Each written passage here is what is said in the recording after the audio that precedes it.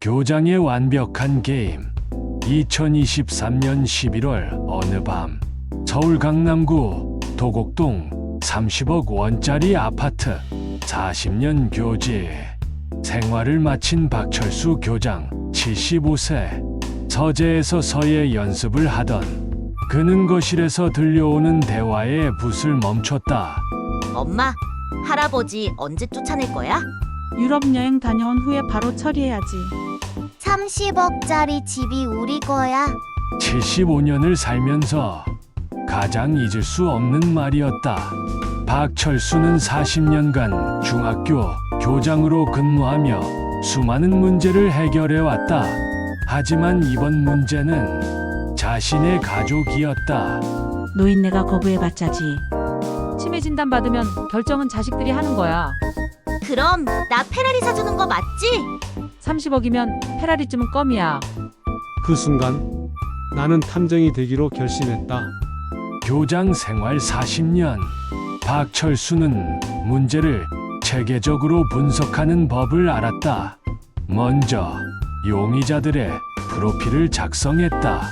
용의자 1번 며느리 박미영 43세 전직 간호사 결혼 23년 차 23년간 나를 속였다는 뜻이다.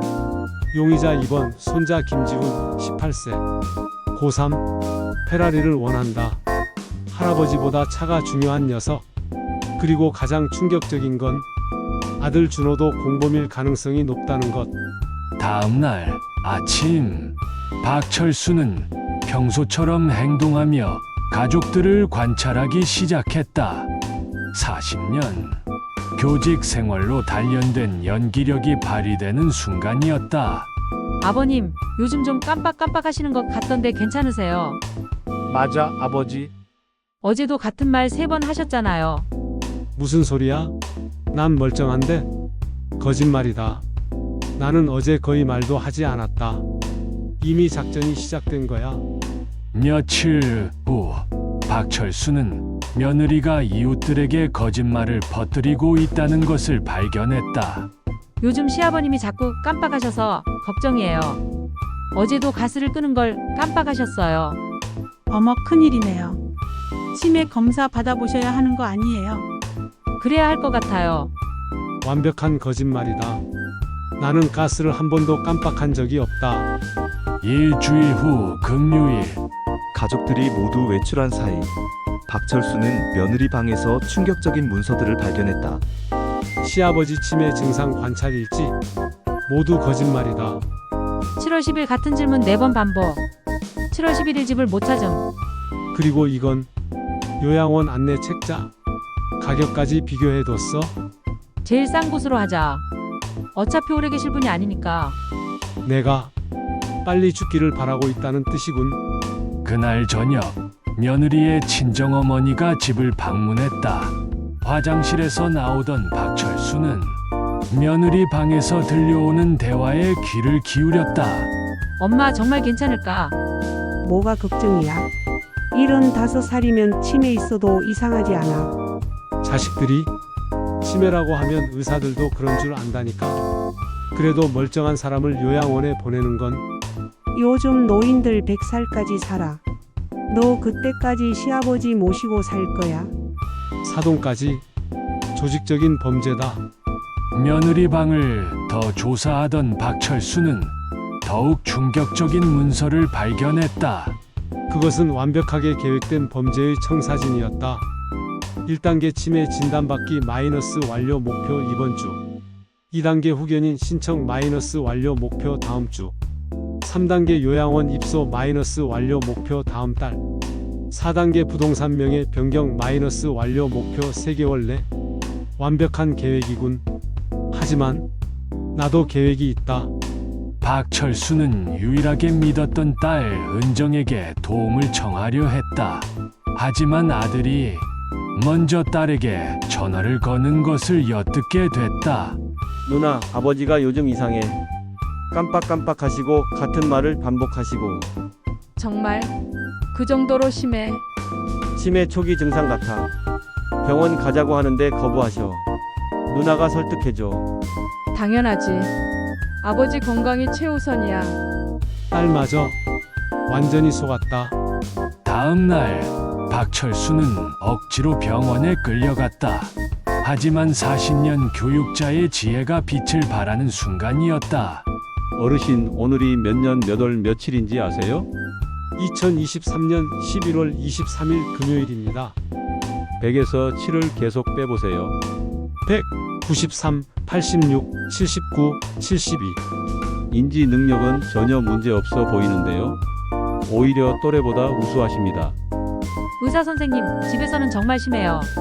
진료실을 나가며 박철수는 교묘하게 쪽지 하나를 바닥에 떨어뜨렸다. 그것은 그의 마지막 보험이었다. 이 쪽지를 의사가 발견하길 바란다. 가족들이 거짓으로 치매 만들어 재산 빼앗으려 합니다. 도와주세요. 아버님, 왜 며칠 후에 다시 오자고 하신 거예요? 확실히 해보고 싶어서. 그날 밤 박철수는 자신만의 복수 계획을 수립하기 시작했다. 40년간 교육자로 살며 배운 것이 있다면 문제는 체계적으로 해결해야 한다는 것이었다. 그들은 10일 후 유럽 여행을 간다.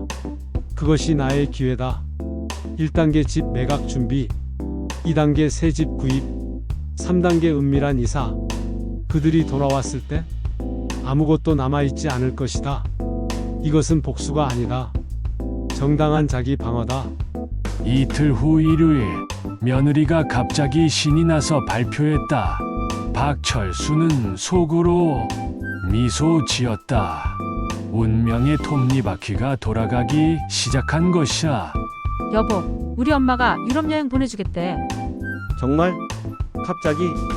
프랑스, 이탈리아 10일간. 이번 주 금요일 출발. 와, 유럽이라니. 그런데 아버님은 어떡하지? 괜찮다. 나는 혼자 있는 게 편해. 너희들이나 재미있게 다녀와라. 월요일 아침 가족들이 모두 외출한 후 박철수는 23년 전 제자에게 전화를 걸었다. 그 제자는 이제 강남 최고의 부동산 중개인이 되어 있었다. 태우야, 선생님이다. 부탁할 게 있는데. 선생님, 오랜만입니다. 무엇을 도와드릴까? 우리 집을 급하게 팔아야 할 것 같아. 가능하겠니? 도곡동 그 아파트요? 나오는 족족 팔려요. 일주일이면 충분합니다. 이번 주 금요일까지 가능한가? 네, 선생님. 하지만 갑자기 왜요? 나중에 자세히 말해주마.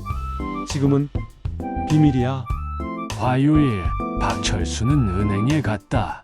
40년간 모은 예금 3억 5천만 원을 모두 인출했다. 걱정 마세요. 새 계좌로 옮기는 겁니다. 혹시 보이스피싱은 아니시죠? 아닙니다. 가족 피싱입니다. 예. 농담입니다. 연금 수령 계좌도 바꿔주세요. 수요일 박철수는 수원의 작은 아파트를 계약했다. 20평짜리 투룸 4억 9원. 혼자 살기에 딱 좋은 크기였다. 40평에서 20평으로. 하지만 이곳엔 배신자가 없다. 어르신 가족분들은 아시나요? 금요일이면 알게 될 겁니다. 아주 특별한 방법으로요. 새로운 시작이다. 75세의 새로운 인생. 목요일 박철수는 이사 업체에 연락했다. 모든 퍼즐 조각이 완벽하게 맞춰지고 있었다. 금요일 오후 2시요? 어디서 어디로 가십니까? 가족분들도 함께 가시나요? 아니요. 혼자 갑니다. 가족들은 유럽에 있습니다. 그들이 파리를 구경할 때 나는 자유를 되찾는다. 금요일 아침 드디어 가족들이 유럽으로 떠났다. 박철수는 공항까지 배웅을 나갔다. 이것이 마지막 가족의 순간이 될 것이었다. 아버지, 저희 잘 다녀올게요. 10일 동안 잘 계세요. 아버님, 전화 자주 드릴게요. 불편한 거 있으면 언제든 연락하세요. 할아버지, 선물 사올게요. 그래, 조심히 다녀오너라. 좋은 여행 되길. 안녕, 내 가족이었던 사람들이여. 돌아올 때는 모든 것이 달라져 있을 것이다. 가족들이 떠나고 1시간 후 본격적인 작전이 시작됐다. 박철수의 제자 김태우가 구매자를 데리고 왔다. 선생님, 현금 구매자입니다. 바로 계약 가능하답니다. 오래 기다렸습니다. 이 단지 물건이 귀해서요. 네, 문제 없습니다. 40년의 추억이 30억이 됐다. 아니, 자유가 됐다. 오후 2시 이사 업체가 도착했다. 40년을 산 집치고는 짐이 많지 않았다. 박철수는 필요한 것만 가져가기로 했다. 어르신, 이게 다입니까? 40년 사신 집치고는. 필요한 것만 가져갑니다. 나머지는 추억입니다. 가족분들은 모르시나요? 10일 후면 알게 됩니다. 아주 특별한 방식으로요.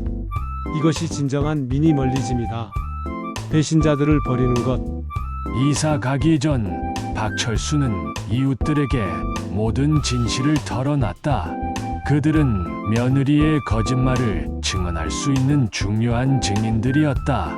김 여사님, 사실은 제가 치매가 아닙니다. 그럼 며느리가 말한 건? 전부 거짓말입니다. 저를 요양원에 보내고 재산을 차지하려는 계획이었어요. 세상에. 그런 일이. 김 여사님께 증언서 부탁하신 것도 저는 알고 있습니다. 나는 안 써줬어요. 이상하다고 생각했거든요. 아파트 관리 사무소에도 들렀다. 철저한 계획의 일부였다. 소장님, 제가 이사합니다. 어머, 갑자기요? 어디로 가시는데요? 그건 비밀입니다. 하지만 제 아들이 저를 찾으러 오면 모른다고 해주세요. 무슨 일이 있으셨나요? 개인정보 보호해 주시면 됩니다. 법적으로 문제 없죠? 네, 물론입니다. 걱정 마세요. 토요일 박철수는 대담한 행동에 나섰다. 며느리의 친정어머니에게 직접 전화를 건 것이야. 사돈, 우리 만나서 이야기합시다. 사돈어른, 웬일로? 사돈도 이 계획에 동참했죠? 요양원 알아봐주고 서류 준비해주고. 그게 이미 다 정리했습니다. 집도 팔았고 이사도 갔어요. 정말입니까? 앞으로 제 가족들과 연락하지 마세요. 이것은 경고입니다. 월요일 박철수는 일주일 전 약속했던 병원 재진료를 받으러 갔다. 쪽지를 발견한 의사와의 만남이었다. 선생님, 그 쪽지 사실이었습니까? 네, 모두 사실입니다. 가족들이 저를 치매 환자로 만들려 했어요. 정말 충격적입니다. 가족이 환자를 그렇게. 그래서 제가 먼저 모든 걸 정리했습니다. 잘하셨습니다. 여기 진단서 드리죠. 선생님은 완전히 정상이십니다. 수요일 박철수는 아들이 근무하는 대형 로펌 대표에게 전화를 걸었다. 효자로 소문난 아들의 진실을 알릴 시간이었다. 대표님, 김준호 변호사의 아버지입니다. 그렇게 생각하십니까? 사실은 다릅니다.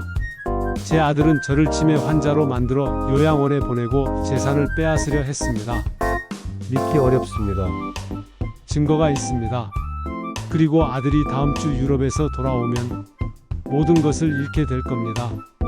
목요일 드디어 소유권 이전 절차가 완료됐다. 40년간 지켜온 집은 이제 박철수의 것이 아니었다. 30억 원. 40년의 대가다. 아니, 자유의 값이다. 축하드립니다. 수원 아파트 등기도 완료됐습니다. 감사합니다. 새로운 시작이네요. 이제 마지막 단계만 남았다. 그들의 귀환. 목요일 밤 11시 10일간의 유럽 여행을 마친 가족들이 인천공항에 도착했다. 그들은 집에서 기다리고 있을 할아버지를 떠올렸다. 하지만 피곤하다. 빨리 집에 가서 쉬고 싶어. 아버지는 괜찮으셨을까? 할아버지한테 선물 줘야지.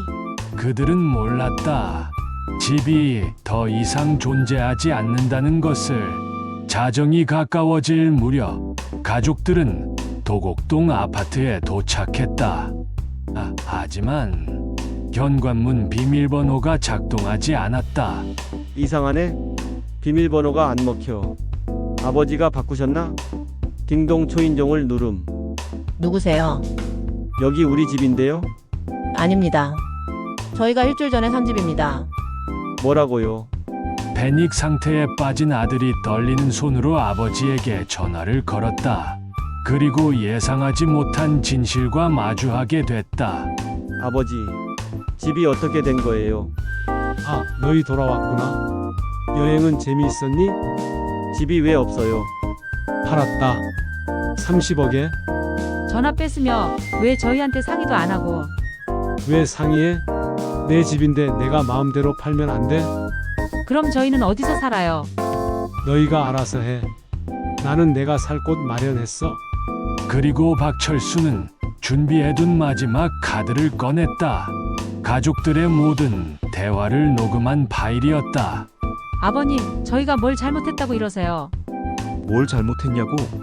손자놈은 할아버지 팔아먹고 페라리 받을 생각이나 하고. 너는 나를 치매 환자로 만들어서 요양원 보내려 했지. 다 알고 있어? 침묵. 다 녹음해뒀어. 너희 모든 대화 말이야. 사돈이 요양원 알아봐 준 것도 4단계 계획서도 전부 증거로 가지고 있다. 아버지, 저희가 잘못했어요. 박철수는 40년 교육자로서 마지막 교훈을 남겼다. 배신에는 대가가 따른다는 것을. 너희가 날 요양원에 보낼 때는 내 갈 곳 생각했어? 저희 갈 곳이 없어요. 그렇게 잘난 내 친정에 가서 살아라. 사돈도 환영할 거야. 아버지, 제발 다시 기회를. 기회? 나를 치매 환자로 만들려고 한 자식들한테 무슨 기회를 줘? 그리고 준호야, 회사 대표님께 인사 전해라. 효자 변호사의 진실을 알려드렸다고. 일주일 후 박철수가 뿌린 씨앗들이 하나씩 열매를 맺기 시작했다. 진실은 빠르게 퍼져나갔다. 아들 준호는 로펌에서 효자 마케팅으로 승진했던 자리를 잃었다. 며느리인 미영은 동네에서 완전히 매장됐다. 이웃들이 모든 진실을 알았기 때문이다. 손자 지우는 학교에서 할아버지 재산 노린 애로 소문났다.